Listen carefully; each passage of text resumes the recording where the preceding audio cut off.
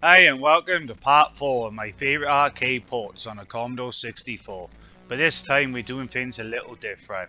The community out there has spoken and they suggested arcade port games on the C64 that either A I didn't know nothing about or B I completely forgotten about, and there's one game in particular that I did forget, which I will mention through the video.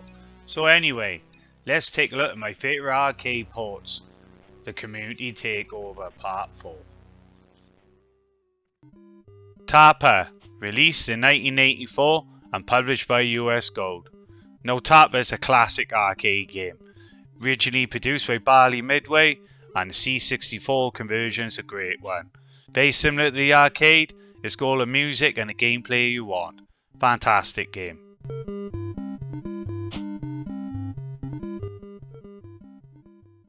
Double Dragon 2, The Revenge, released in 1989, and this was published by Virgin Mastertronic.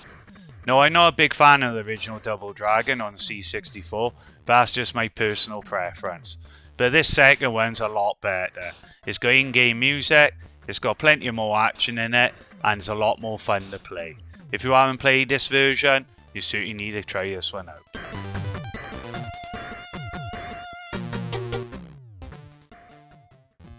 Space Gun, released in 1992 and published by Ocean. Now, the original arcade game was a great one. It had a gun mounted to the cab, it had great sound and music too. And the C64 version is a great conversion as well. It's got the atmosphere in it with the SID tunes, and it's also got great graphics. It's a shame there's no sound effects in it, but the music keeps it going, and it's very atmospheric.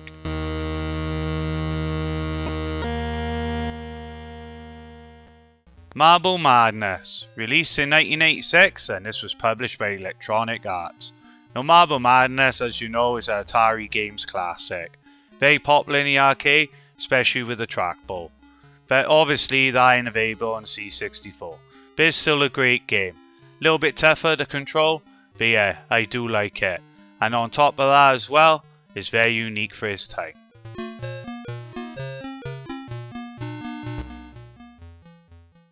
APB, released in 1989, and this was published by Dormark. Now, this is a top-down perspective car game, but with a difference. Your goal in this, you control your squad car and you must stop criminals like litterbugs, speeders and so on. It's a fun game and one you certainly need to try out for yourselves.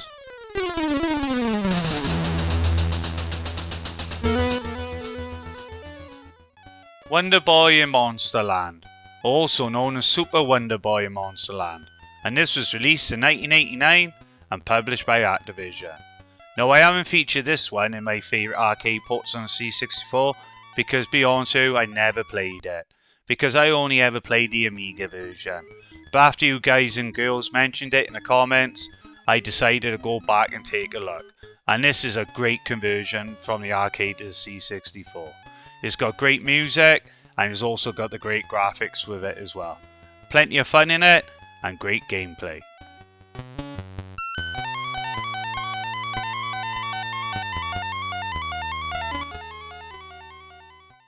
Alien Syndrome, released in 1988 and published by Ace. Now, Alien Syndrome is another classic Sega arcade game. Top-down shooter, it's got great music, it's got great graphics too. Plenty of action in it, and yeah, this is an all-time classic.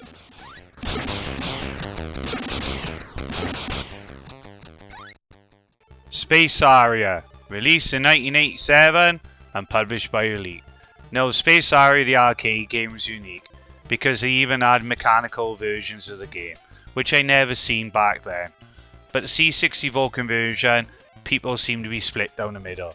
Is it a good game? Is it a bad game? For me, I think it's a great game, because I remember buying this as a budget release back then, and I still own it to this day. It's got great music and graphics to it. Yeah, try this one out and see what you think.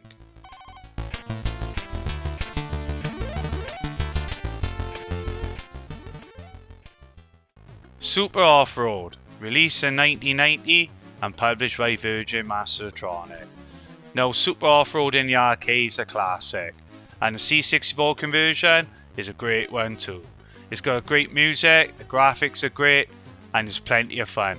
And also, apparently you can play this in 3 players.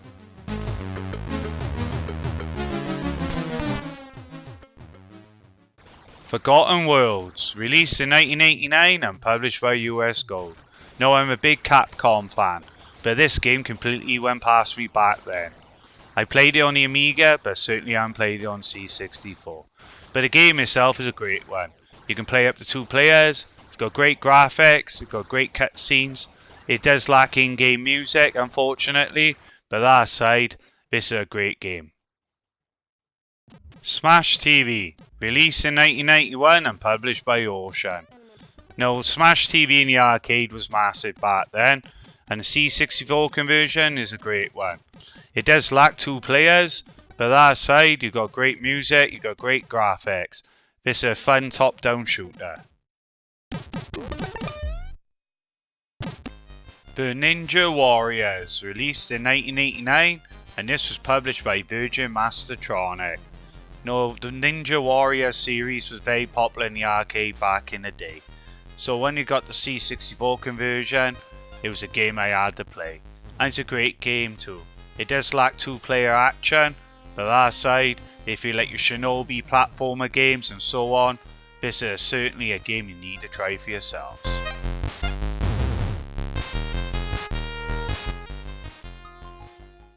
Clacks. This was released in 1990 and published by Dormark. Now, Clacks is an action puzzle game, as you can see, and the object is to catch assorted colour falling tiles and create rows, columns and so on. This is a very addictive game, and it's a fun one too. Escape from the Planet of the Robot Monsters, and this was released in 1990 and published by Dormark. Now, this game's a great one, but I only ever played this on the Amiga. So when I seen this one come up in the list below, I decided to try it out. And it's a great game.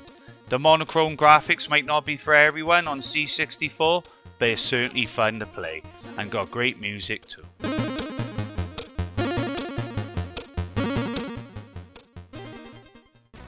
Thunderblade, released in 1989 and published by US Gold. Now, Thunderblade is another Sega arcade game, and C64 conversion is a great one too. You got the top-down perspective at the start, and as you progress through the level, you have the first-person view behind the helicopter. And that's the part I always struggle with, because it's very hard to shoot them as they approach you so quickly. But that aside, it's a great game, it's got great music and graphics too.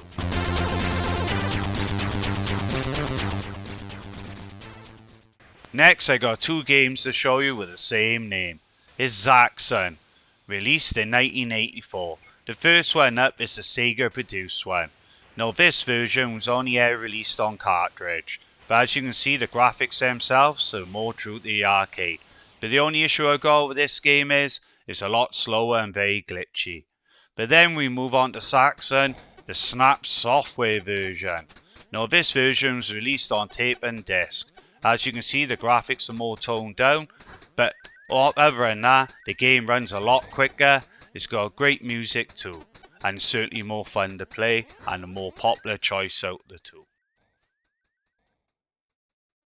Ninja Spirit, released in 1990, and this was published by Activision. Now, I'm going to be honest with all you right now, I never heard or played this game before, but I'm certainly enjoying it on the C64 version right now. I even played the arcade version too. Martin Walker's music in it is certainly unforgettable. It's got great music, great graphics and great gameplay. This is a must play from me.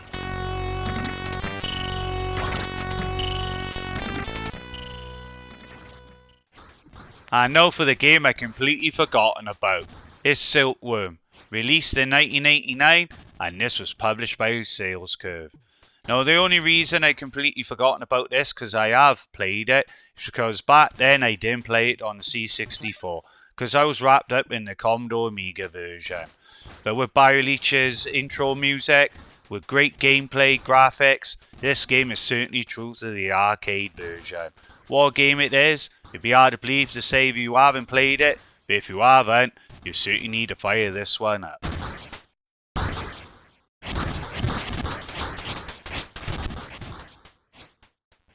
Thank you all for watching. I hope you enjoy my arcade ports on the C64 series. I catch you all again soon.